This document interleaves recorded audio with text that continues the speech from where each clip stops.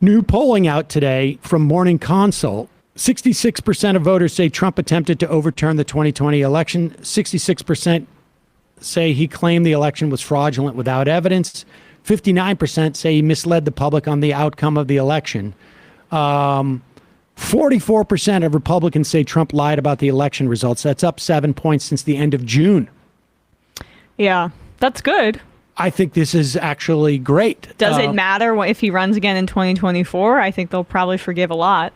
Republican voters. Oh, no. This is, without a doubt. That's the thing, is that I think that, really, I'm not terribly interested in the what happens with the Republicans because, like I said at the top of the show, did I say this at the top of the show? We said it off air. Oh, okay. That's why I was trying to. Yeah, I went back and I looked at the polling from 2016.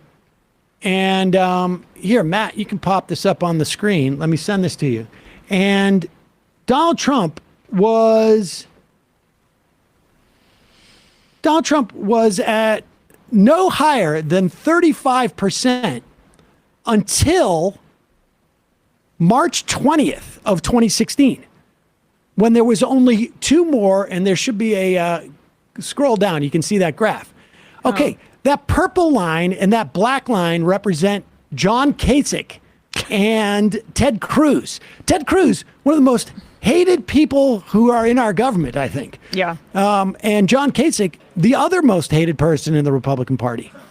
And it wasn't until then that Trump hits, keep going forward until you get to that thing shoots up. Yeah, right there. That's what? March 21st. Yeah, and that's the only time he's above 40%.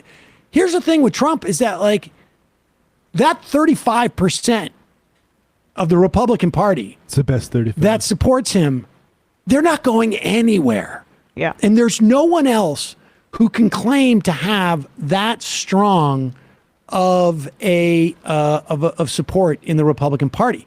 What I like about these numbers that are coming out of the Jan 6 thing is that these are numbers that are going to have implications in the general election. Yes.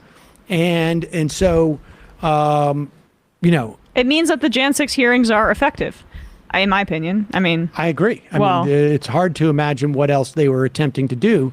It'll be interesting to see if they can start to tie it to other members of Congress and implicate the Republican Party, or if they have any interest in doing so, which at this point, it looks like they don't, just based upon the whole MAGA, Uber MAGA ultra, MAGA strategy. Ultron. Exactly. And I'm not sure if Republicans want to admit this in terms of the committee, that they, Tim Scott was saying it. Somebody, I think McCarthy was saying it, there's no chance for cross-examination. Yeah, not anymore. You guys decided to not do it. You could have brought witnesses. You could have participated and said, oh, this didn't happen. But you made the choice to disallow cross-examination. Yeah, that's a good point. Well, I think they are happy.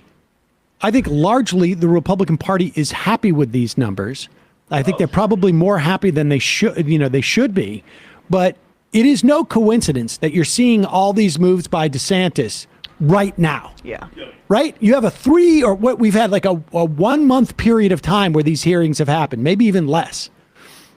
And this is the time that DeSantis is making his move. This is the time you're starting to hear Republicans leak these stories about Trump is in trouble. They waited for the Hutchinson testimony, but you sort of knew that they were going to try and do this.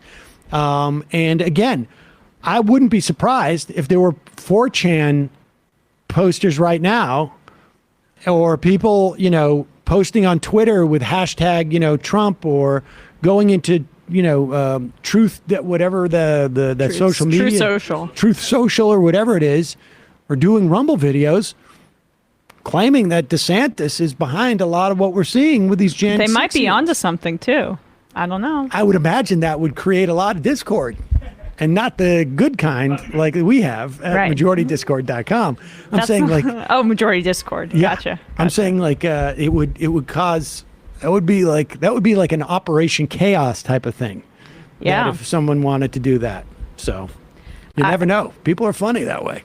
the Republicans that's why they keep propping up DeSantis. Keep saying it. They want Trump without the January 6th baggage, which is why keep it up with the January 6th stuff. Like, I want Democrats to be doing substantive things for people as much as anybody, 100%. And I wish they did, and I wish they were able to deliver and had those feathers in their cap going into the midterms, but they don't. So keep up with the January 6th negative partisanship, because that's useful in and of itself. Yeah. And when you see how CNN, I mean, I see the CNN and MSNBC on at the gym, right? They're always talking about Jan 6, Jan 6, Jan 6, Jan 6. This is like a taste of what Fox News has been doing to the Democratic Party for 20 years, which is like coordinated media attacks and hammering home a certain message until it gets into the public consciousness.